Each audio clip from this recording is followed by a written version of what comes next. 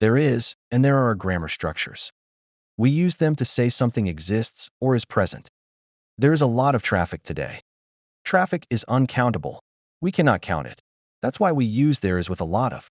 Next, there is a lot of noise outside. Noise is also uncountable, so there is correct. Grammar rule. If the noun is one thing or uncountable, use there is. Now let's move to there are. There are a lot of people in the store. People are countable and more than one. That's why we use there are. Next, there are lots of boxes in the warehouse. Boxes are countable and plural, so there are is correct. Grammar rule. If the noun is many things and plural, use there are. Now let's connect a lot of and lots of. There is a lot of work to do.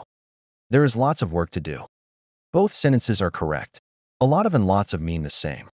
Lots of is more casual and spoken. Next, there are a lot of orders today. There are lots of orders today. Again, both are correct.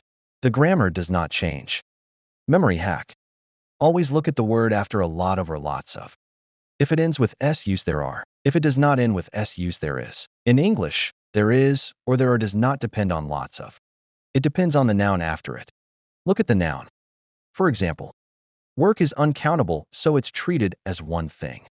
So we say, there is lots of work to do. Not, there are lots of work to do. Think of it this way. Ask this question in your head. Can I count it with numbers? One work, two works if no, use there is. One job, two jobs if yes, use there are. Simple rule. No stress. Native speakers do this naturally.